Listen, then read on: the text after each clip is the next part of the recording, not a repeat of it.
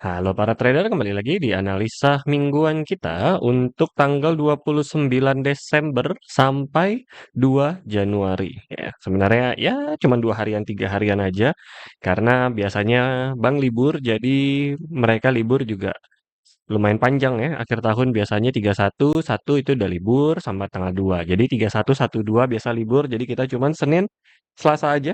Karena Seninnya tanggal 29 Desember sama 30 Desember itu hari Selasa. Ya, jadi tinggal 1, 2 hari kemungkinan ya, kecuali ada bank-bank yang buka. Gue juga kurang ngikutin sih sebenarnya bank dunia tanggal 31 ini pada buka nggak. Sebenarnya sih nggak ada tanggal merahnya ya. Harusnya buka tapi di tahun-tahun sebelumnya pernah libur mereka. Padahal juga nggak tanggal merah. Oke, lanjut bagaimana pergerakannya kemarin? Ya, seperti yang kita bilang di 3550 itu adalah terakhir dan dia berhenti di 34950. Tadi gue ngomong berapa ya? 4550 ya terakhir ya pokoknya ya. Dan nyaris SL gua kena. Jujur aja SL gue tipis banget kena karena gue malah pasang layernya lumayan, hedgingnya lumayan untuk sell-nya. Ada 3 kali di sini ya, 4525, gua 4535 sama 4545 gitu. Karena aku pikir kayak nggak mungkin deh. Karena nih kalau jebol 4550 ini udah nggak kesentuh lagi nih. Ini bakalan berada di area 4580-an langsung. Kalau kemarin terbang tembus di 4550 ternyata batal, gagal ya, dan akhirnya turun ke bawah. Dan kemarin kalau misalnya kena SL tuh berasa tuh ya, dan akhirnya turun, habis itu tinggal sama seperti biasa SL plus dan ternyata penutupan di 4530 kalau nggak salah ya. Itu ditutup kena berkali-kali ya di sini 4535 ya kenanya ya. Dari 30 gua kenanya TP-nya. Oke, lanjut sekarang berada di daerah mana? Ya ini pergerakan cukup anomali. Nih kalau misalnya kemarin udah kita perkirakan juga untuk prediksi ketinggiannya adalah 4550 karena apa? Karena ini adalah buyer FOMO nih ya, retail FOMO nih sampai sini nih berarti. Kalau tembus lagi, ini udah bukan retail FOMO ya. Ini nggak ada institusi yang udah main gitu. Nah, karena enggak berarti ini benar sampai retail FOMO doang sampai 4550 hingga akhirnya drop. Lalu bagaimana di esok hari atau setidaknya di hari Senin masih sama area sideways, cuman ini sudah kalau retail sudah FOMO di akhir tahun ya bisa juga ya akan ada pergerakan tambahan yaitu bisa menuju ke 4580-an karena ini masih uptrend. Cuma kalau gue masih sama mainkan per trend aja dulu, cuman kita cari buy-nya kira-kira di titik mana. Nah ini sell-nya sudah nggak valid, ya. Mungkin ini sell tipisnya, sell kecilnya, sell gedenya lumayan di 4580. Target selanjutnya ya, dari taunya dari mana? Dari harga open aja. Harga open kurang lebih tambah 30 ya, terus digenapin untuk ngejemput para seller ya. Karena ini siapa sih pada nge-sell kan? Ya, di sini pada nge-sell kalau misalnya bandar masuk ya dia bisa nambah lah 30-an gitu. Jadi buat ngejemput para stop loss-nya sell sini. Lalu kalau mau cari buy mungkin daerah Fibonacci kita juga udah boleh sih. Di daerah Fibo kalau misalnya terjadi dan kalau mantul kemungkinan di 45 terakhir ya. Ini pijakan selanjutnya. Ya, di daerah 4500 berarti ini putih-putih udah hilang nih. Biar nggak terlalu kelihatan. Kita cari kita kurung dia di 4550 45 ya, 45 pas. Nah,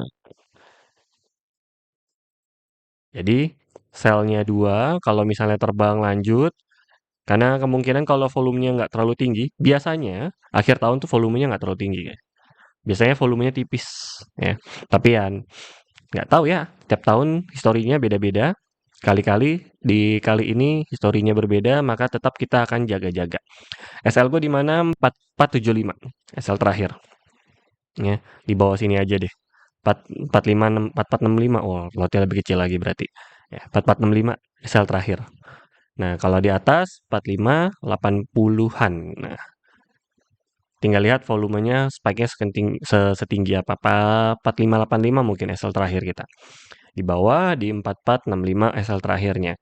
Nah, jadi kalau misalnya pergerakan yang sesuai dengan sebelum-sebelumnya, buat yang ingin tahu juga, itu biasanya pergerakannya nggak terlalu drastis. Dan ini daily udah RSI udah 82 ya. Jadi kemungkinan besar sebenarnya lebih cenderung turun gitu. Kita lihat di 2024 di tanggal 30 Desemberan. Mari kita lihat ya. Di dua merah ini nih. Nah, ya karena gue ingatnya di sekitar dua merah ini. Ini 27, 30 itu hari Senin, 30, 31 udah tutup tuh. Udah langsung tanggal 1. Sorry, 31-nya masih buka di sini ya. 30, 31 masih buka ya, Senin Selasanya masih open. Berarti sampai tanggal 31 masih open, tanggal 1-nya tutup, tanggal 2-nya udah mulai bangun lagi. Dan pergerakannya tipis tuh ya, cuma 18 sampai 30-an doang. Jadi nggak ada gerakan-gerakan tambahan. Karena memang nggak ada big news. Di 2023 juga sama.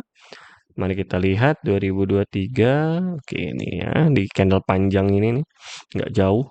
Karena ini makanan bandar akhir tahun waktu itu di 2023. Nah ini juga sama. Nah ini tanggal 30-nya malah ada libur tuh ya. 30, 31 udah libur.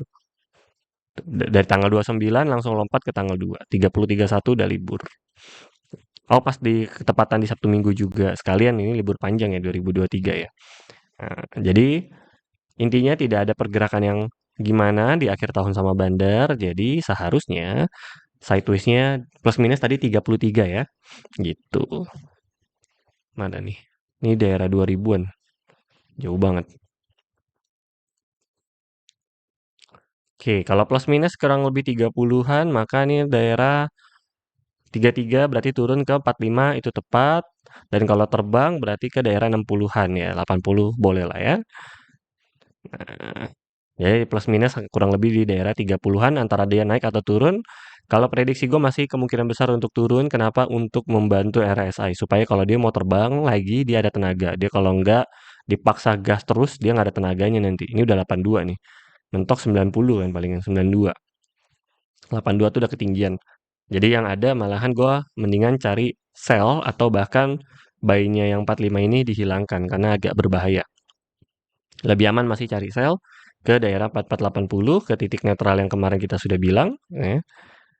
Menurut perkiraan kita 4480 adalah titik yang aman ya. Atau penutupan di akhir tahun mungkin 4500 pas gitu. Biar angka cantik aja. Bisa jadi juga. Oke, lanjut mari kita lihat di Forex Factory-nya.